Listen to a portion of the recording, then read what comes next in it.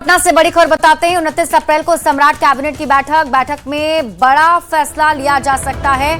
तो इस वक्त की बड़ी खबर आपको पटना से बता रहे हैं। 29 अप्रैल की तारीख जब सम्राट कैबिनेट की बैठक होने वाली है और इस बैठक में कई बड़े फैसले लिए जा सकते हैं, ऐसी संभावना जताई जा रही है। तो मुख्यमंत्री सम्राट चौधरी के नेतृत्व में 29 अप्रैल को ये कैबिनेट की बैठक होगी। न्यूज़ 18 संवाददाता आनंद अमृतराज अधिक जानकारी के साथ जुड़ गए हैं। आनंद, लगातार मुख्यमंत्री एक्टिव नजर आ रहे हैं और अब कैबिनेट की बैठक, कई बड़े फैसले भी हो सकते हैं इसमें। जाहिर तौर पे देखिए, सम्राट चौधरी ने पहले जो कैबिनेट की बैठक की दूसरे भी कई महत्वपूर्ण घोषणाएं की गई थी और अब नजरें इस बात को लेकर टिकी हुई थी कि उनके दूसरे कैबिनेट की बैठक कब होगी। 29 तारीख को बुधवार को शाम 5 बजे कैबिनेट की बैठक होगी, जिस बैठक में कई महत्वपूर्ण फैसले लिए जाने की संभावना है। और जाहिर तौर पे ये मंत्रिमंडल इसलिए भी मंत्रिमंडल की बैठक इसलिए भी महत्वपूर्ण हो जाती है क्योंकि पहले बैठक में सम्राट चौधरी की मंत्रिमंडल बैठक पे इस बात को लेकर निगाहें टिकी हुई थी कि क्या कुछ अपने पहले मंत्रिमंडल विस्तार में फैसला लेते हैं। और जिसके बाद जब फैसले हुआ, कई ऐसे फैसले लिए गए जो बेहद महत्वपूर्ण हो गया है बिहार के लिए। और अब दूसरे कैबिनेट के फैसले पर निगाहें टिकी हुई है कि सम्राट चौधरी जब अपने दूसरे कैबिनेट की बैठक करेंगे तो उसमें क्या कुछ फैसला हुआ। लेकिन जाहिर तौर पे सम्राट चौधरी के दूसरे कैबिनेट की बैठक अभी, चूंकि मंत्रिमंडल विस्तार अभी नहीं हुआ है, तो मंत्रिमंडल विस्तार के पहले इस कैबिनेट की बैठक को भी बेहद महत्वपूर्ण माना जा रहा है। और माना जा रहा है कि कुछ ऐसे फैसले भी हो सकते हैं जो बिहार के विकास के साथ साथ आने वाले समय में सम्राट चौधरी की सरकार किस रास्ते पे जाने वाली है उसका भी इशारा मिल सकता है।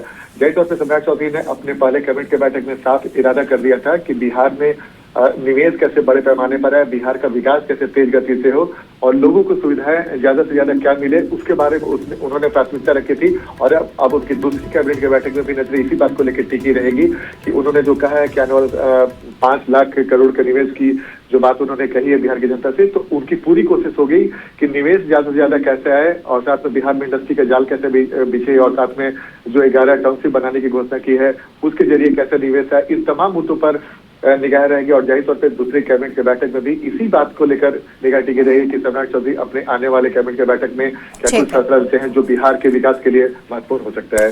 ठीक है आनंद, आप इस खबर पर नजर बनाकर रखिए। शुक्रिया इस अपडेट के लिए। बिहार में 11 नए सैटेलाइट टाउनशिप का ब्लूप्रिंट तैयार हो चुका है। सरकार इस टाउनशिप के विकास में किसानों के हितों का विशेष ख्याल रखेगी। किसानों को 4 गुना मुआवजा मिलेगा। इसके साथ ही विकसित जमीन में भी किसानों की हिस्सेदारी होगी। ये रिपोर्ट देखिए।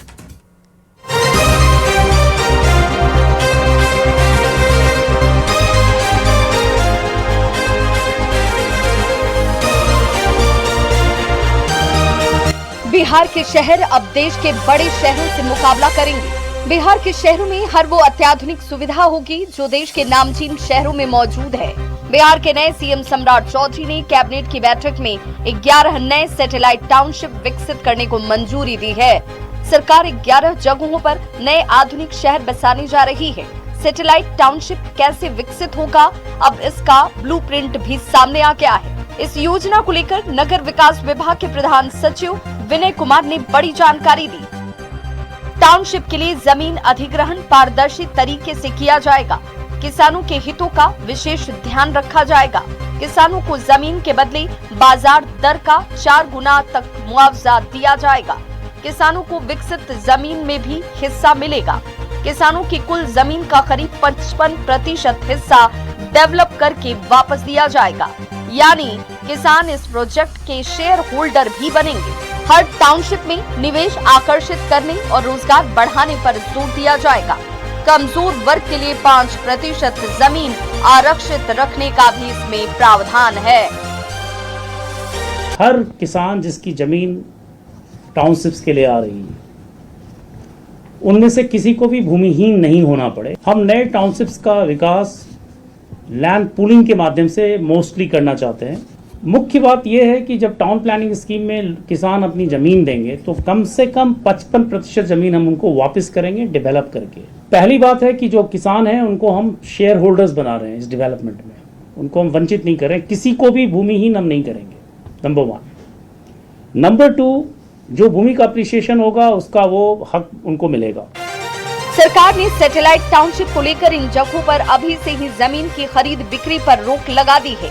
जिन इलाकों को सैटेलाइट टाउन के रूप में चिन्हित किया गया है, वहां मार्च 2027 तक सीमित दायरे में ही जमीन की खरीद बिक्री पर रोक लगाई गई है।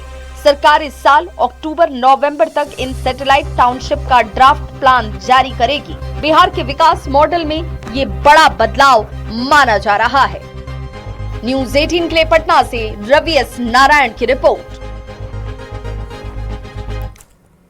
बिहार में 11 शहरों में बनने वाले सैटेलाइट टाउन में बेस्ट किसानों के लिए बड़ी खुशखबरी है कि सभी जगह पर बनाने वाले टाउनशिप पूरी तरह से प्लान्ड सिटी होंगे, जहां हर अत्याधुनिक सुविधाएं और संसाधन विकसित किए जाएंगे। किसानों की जमीन कितनी बढ़ेगी, उसके जमीन के बदले कितना डेवलप भूमि मिलेगा, क्या आर्थिक गतिविधि बढ़ेगी, मुआवजा कैसे मिलेगा, ये सब कुछ बता रहे हैं न्यूज़ 18 संवाददाता रवि एस नारायण। में बन रहे 11 सैटेलाइट टाउन में बसे हुए किसानों को यह जानना ज़रूरी है कि आखिर उस पूरे एरिया में उसकी ज़मीन की कीमत कितनी मिलेगी, वो ज़मीन कैसे डेवलप होगा, तमाम जगहों पर क्या बनने वाला है और उसका मुआवजा किस तरह से दिया जाएगा, उसका विकास कैसे होगा। इन तमाम बातों को लेकर नगर विकास विभाग ने सब कुछ साफ कर दिया है और बताया है कि इस साल के अक्टूबर और नवंबर तक जो है इसकी ड्राफ्ट जो है वो जारी होगी और अखबारों में जारी किया जाएगा और तमाम लोग जान पाएंगे कि उसके ज़मीन पर कैसा विकास जो है वो किया जा रहा है।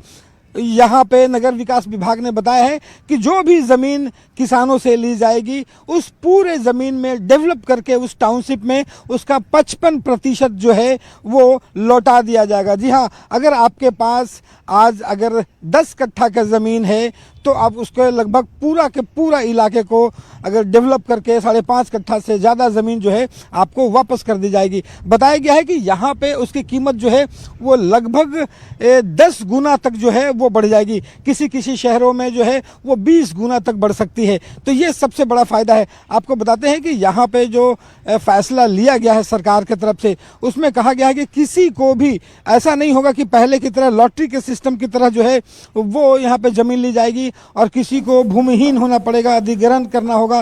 तमाम लोगों से आम सहमति के बाद जो है वो ज़मीन लिया जाएगा और सबको डेवलप करके उसे वापस किया जाएगा। सबसे बड़ी बात इसमें कही गई है कि जो भी किसान अगर वो रेट नहीं देना चाहता है, वो अगर ज़मीन उसके लिए भी प्लान तैयार है। कैमरा पर्सन मनीष जुनेजा के साथ रवि एस नारायण, न्यूज़ 18 पटना।